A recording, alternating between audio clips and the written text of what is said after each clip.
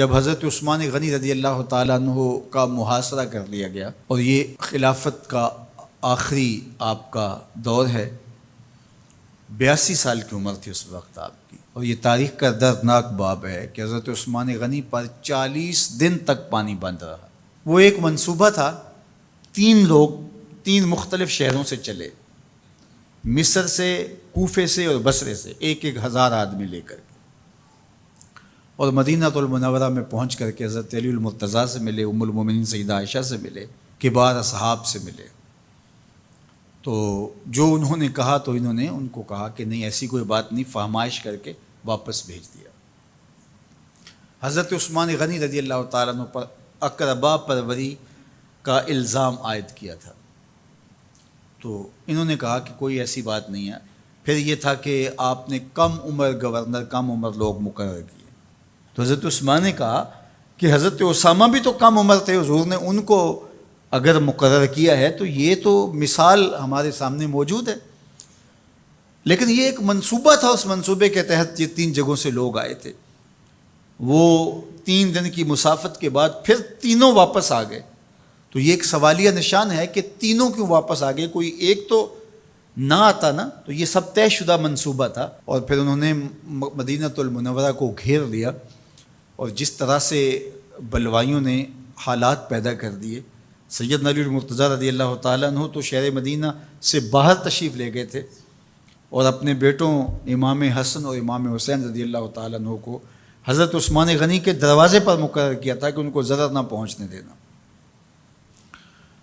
اب 700 صحابہ اجازت طلب کر رہے ہیں کہ آپ ان بلوائیوں سے نپٹنے کا میں جو ہے وہ اجازت نامہ مرحمت کریں، اور بہت سارے لوگ تو حج پہ جا چکے ہیں۔ 18 ذی الحج کا واقعہ ہے جب آپ کی شہادت ہوتی ہے، تو وہ حج پہ جا چکے ہیں، تو جو یہاں موجود ہیں وہ اجازت طلب کر رہے ہیں۔ لیکن حضرت عثمان غنی رضی اللہ تعالیٰ عنہ نے کہا کہ نہیں، میں ایسی اجازت نہیں دوں گا۔ رسول اللہ صلی اللہ علیہ وسلم کا حرم شہر مدینہ لوگوں کے خون سے لالازار ہو، یہ میں اس کو گوارا نہیں کرتا۔ افواج موجود ہیں، اور دنیا کی تاریخ میں آپ کو ایسا نہیں ملے گا کہ اتنی بڑی حکومت کسی کے پاس ہو اور وہ خود گھیر لیا جائے، اور اس کا پانی بھی بند ہو جائے، اور وہ حکم دے کہ نہیں، میرے لیے آپ ایک قطرہ بھی خون نہیں بہائیں گے۔ بلکہ آپ کے غلاموں نے جب تلواریں اٹھا لی تو آپ نے فرمایا کہ میرا حکم ہے کہ تم تلواریں نیچے رکھو، بلکہ میں تمہیں یہ آفر دیتا ہوں کہ جو غلام لڑے گا نہیں اور یہ میرے سے عہد کرتا ہے وہ آزاد ہے۔ حضرت ابو ہریرہ رضی اللہ تعالیٰ عنہ، حالانکہ یہ پڑھنے پڑھانے والے لوگ تھے، تعلیم و تعلم سے ان کا تعلق تھا، لیکن وہ بھی تلوار لے کے حضرت عثمان غنی کے دفاع میں آ گئے۔ لیکن حضرت ابو ہریرہ رضی اللہ تعالیٰ عنہ کو بھی حضرت عثمان غنی روک دیتے۔ مالک بن اشتر کہنے لگا کہ ہم آپ کی دستبرداری کے خواہاں ہیں، آپ خلافت سے دستبرداری اختیار کر لیجئے۔ تو حضور علیہ الصلوۃ والسلام کے اس جانثار صحابی نے، حضرت عثمان غنی نے فرمایا یہ نہیں ہو سکتا۔ دستبردار کیوں نہیں ہوئے؟ لگتا تھا یہ سب سے زیادہ آسان تھا، لیکن حضور نے ارشاد فرمایا تھا، اے عثمان، تمہیں اللہ ایک قمیض پہنائے گا، لوگ اس کو اتارنا چاہیں گے، تم کبھی نہ اتارنا۔ تو اس سے مراد خلافت کی قمیض ہے، اور ان کی شہادت کی خبر بھی اللہ کے محبوب علیہ السلام نے دی تھی، اور اگر آپ دستبردار ہو جاتے تو یہ ایک کھلونا بن جاتا، بازیچہ بن جاتی خلافت۔ چند آدمیوں کے پریشر سے خلافت سے دستبرداری کرنا پڑتی۔ اچھا، ایک یہ سوال بھی پیدا ہوتا ہے، چند باغی تھے، ان کو کس طرح کچل دیا جاتا؟ لیکن حضرت عثمان غنی یہ نہیں چاہتے تھے۔ ایک تو یہ کہ مدینے کی حرمت پامال نہ ہو، اور دوسرا پورے عالم اسلام کو آگ لگانے کا جو منصوبہ تھا، 3 مختلف شہروں سے 1,000 آدمی لایا گیا ایک منصوبے کے تحت، اور انہیں لاشیں چاہیے تھیں، اور جو ان کے پیچھے کام کر رہے تھے نادیدہ ہاتھ، ان کا منصوبہ یہ تھا کہ یہاں سے مختلف سمتوں میں، یہ تینوں شہر مختلف سمتوں میں تھے، تینوں سمتوں میں جب لاشیں جائیں گی تو پورے عالم اسلام کو ہم جو ہے وہ خانہ جنگی کی آگ میں دھکیل سکیں گے۔ تو حضرت عثمان غنی ان سازشوں سے آگاہ تھے، تو سب سے اہون اور آسان یہ تھا کہ قربانی پیش کر دی جائے، اور پھر انہوں نے سن بھی رکھا تھا کہ 2 شہید ہیں، شہید تو انہوں نے بہرحال ہونا ہے، تو لہٰذا میں خلافت سے دستبردار بھی نہیں ہوں گا، اور شہر مدینہ کی حرمت بھی پامال نہیں ہونے دوں گا۔ اور تیسری بات یہ ہے کہ میں خود مظلوم شہید کر دیا جاؤں، تو وہ آپ نے یہ گوارا کر لیا۔ تو 18 ذوالحج تھا، جمعہ کا ہی دن تھا، اور حضرت عثمان غنی رضی اللہ تعالیٰ عنہ روزے سے تھے، عصر کا وقت تھا، قرآن مجید کی تلاوت کر رہے تھے۔ حضرت امام حسن، امام حسین اور حضرت عبداللہ بن زبیر اور دیگر لوگ آپ کے دروازے پہ پہرا دے رہے تھے، لیکن باغی پچھلے گھر سے دیوار پھلانگ کے آپ کے گھر میں داخل ہوئے اور تلوار سے وار کیا۔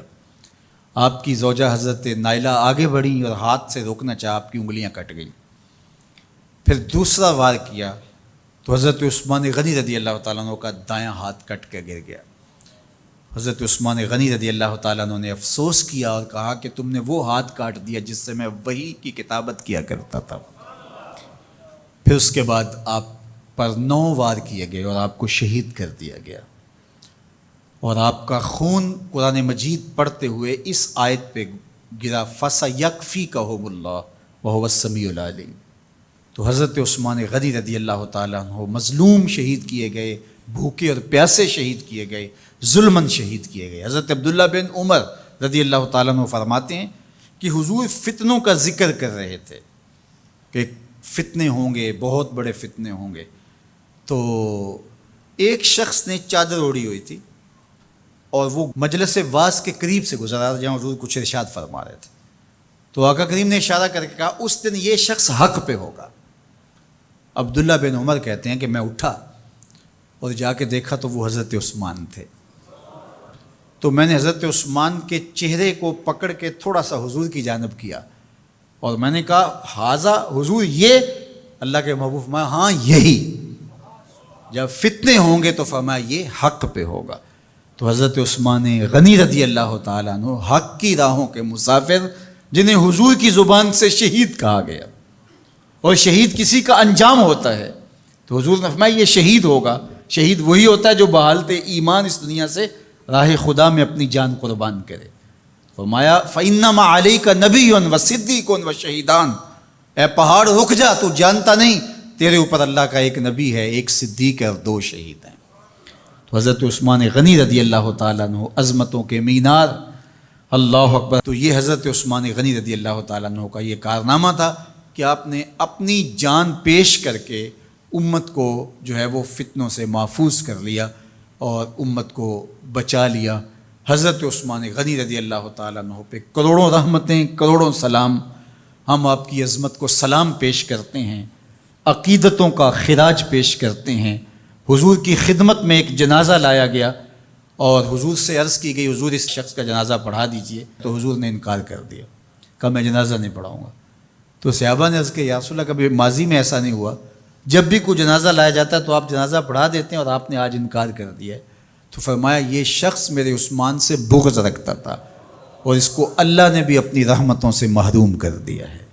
حضور نے اس شخص کا جنازہ نہیں پڑھایا جو مبغض عثمان غنی رضی اللہ تعالی عنہ۔ تو اب آپ اندازہ کیجئے وہ کتنا بدبخت شخص ہے جو حضرت عثمان سے بغض اور دشمنی رکھتا ہے۔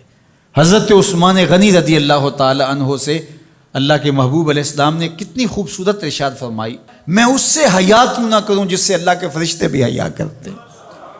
یعنی عثمان غنی وہ ہیں جس سے اللہ کے فرشتے بھی حیا کرتے ہیں، اور جو عثمان غنی کا حیا نہیں کرتا اس سے بڑا بے حیا کون ہو سکتا ہے۔ حاکم نے مستدرک کے اندر روایت ذکر کی ہے کہ بہت سارے صحابہ حضور کی بہت ساری خوبیوں کے مظہر تھے، اور سب سے زیادہ حضور کے خلق کے مشابہ حضرت عثمان غنی رضی اللہ تعالیٰ، اور خلق میں سب سے اونچا درجہ حیا کا ہوتا ہے۔ تو حضرت عثمان غنی رضی اللہ تعالیٰ عنہ حیا کے اس مقام پہ فائز المرام تھے جو انہی کا مقصوم تھا۔ اللہ ہمیں حضور کے اہل بیت، حضور کے اصحاب، بلکہ حضور کے در کی مٹی کی تعظیم بھی نصیب کرے۔ اقبال نے کہا تھا خاک طیبہ از دو عالم خوش ترست، آن خنک شہرے کے آنجا دل برست۔ ہمیں تو طیبہ کی مٹی بھی اچھی لگتی ہے اس لیے کہ وہاں محبوب جو رہتے ہیں، تو محبت تو اس چیز کی متقاضی ہوتی ہے، محبوب کی راہوں کو بھی سلامی پیش کی جائے۔ تو جو حضور علیہ السلام کے ساتھ منسوب اتنی وقی نسبتیں ہیں ان کا احترام کیوں نہیں کریں گے؟ تو حضرت عثمان غنی تو داماد رسول ہیں، حضرت عثمان غنی تو ذو النورین ہیں، حضرت عثمان غنی تو حضور علیہ الصلوۃ والسلام کے محبوب اور حضور علیہ الصلوۃ والسلام کے پیارے ہیں، ان کو جنت کی بشارت دی گئی ہے، عشرہ مبشرہ میں سے ہیں، 4 جلیل القدر خلفاء میں ان کا نام شامل ہے، اور پھر حضور کی 2 صاحبزادیاں ان کے نکاح میں آقا کریم نے ان کو شہید خود قرار دیا، اور میرے اور آپ کے آقا و مولا نے کہا آج کے بعد کوئی عمل عثمان کو نقصان